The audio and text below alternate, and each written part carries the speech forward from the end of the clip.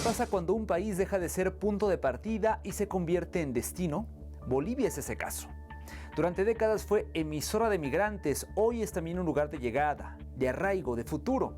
Según la OIM, más de 16,000 personas en situación de movilidad recibieron ayuda humanitaria en Bolivia tan solo en el año 2023.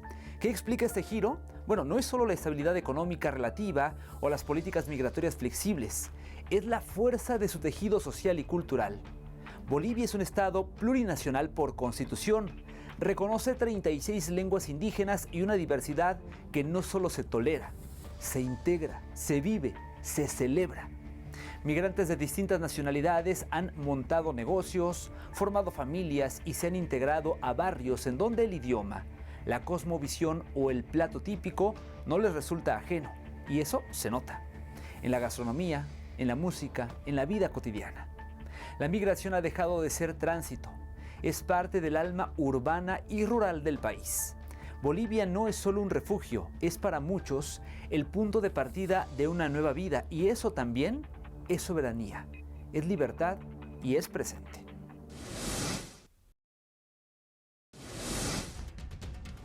En el marco del Bicentenario de Bolivia, Telesur, a través de Entre Fronteras, sigue mostrando las historias de quienes adoptaron este país como su segunda patria.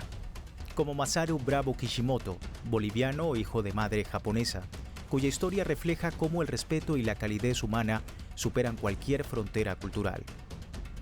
También Fausto López Rodríguez, de madre checa y padre cubano, nacido en la antigua Checoslovaquia.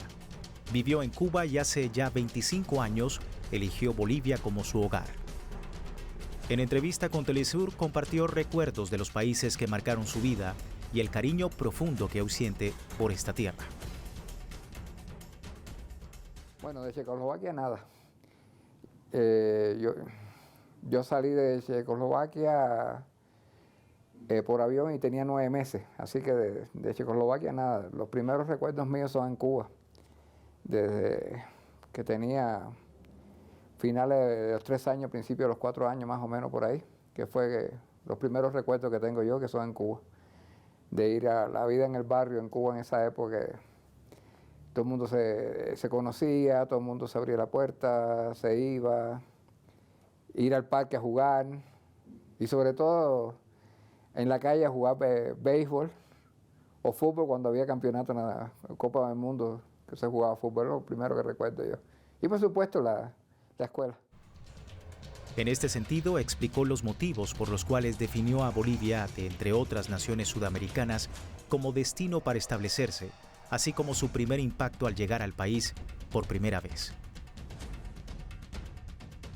Lo que lo motivó fue principalmente lo que sería, o que se denomina ahora migrante económico. Simplemente vine aquí para buscar mejor posibilidad económica y realmente mi primera experiencia acá en Bolivia yo entré por Santa Cruz, un vuelo de Joy Aero boliviano procedente de Buenos Aires, y lo primero que me chocó fue el calor que había en Santa Cruz. Después, lo segundo, que eso sí nunca se me olvida, mis tías me estaban esperando en el aeropuerto internacional del Alto. A pesar de las diferencias geográficas y culturales, para Fausto, Bolivia no solo fue un destino, sino su terruño. Siempre ha habido relación con Cuba. Entonces, siempre he querido venir acá por conocer mi otro lado de la familia. Y en algún momento, ya después de eso, por un lado, como ya le dije que quería ser migrante económico, empecé a trabajar, entré en la vorágine de trabajo de una primero, otra después, así. Empecé como, lo que era originalmente mi carrera original, yo soy agrónomo. Primero tengo que decir que haber nacido en Checoslovaquia fue un accidente, no estaba planificado que naciera allá. Eso por un lado, pero por el otro lado sí me ha servido para la educación que me dio mi mamá específicamente, como vivió mucho tiempo en Europa, me hizo muy adaptable a ir a varios lugares sin necesidad de gran problema a la hora de la adaptación o de la resiliencia en el lugar. Con 25 años de residencia en Bolivia, Fausto compartió algunas recomendaciones para quienes deseen visitar o incluso establecerse en el país, destacando además el profundo significado que esta tierra ha tenido en su vida. Tiene que acostumbrarse a la comida boliviana. Porque la comida, la comida de un lugar es la comida que se necesita para vivir en el lugar donde está. Pero tengo que reconocer que conozco más Bolivia que Cuba. He estado dando más vueltas aquí en Bolivia que en Cuba viajaba muy de vez en cuando.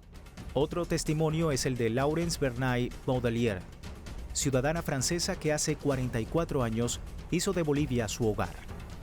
En entrevista con Telesur, relató el viaje que emprendió su padre en 1974, las primeras impresiones al llegar y cómo enfrentaron, como familia, el desafío de adaptarse a una tierra totalmente nueva y desconocida.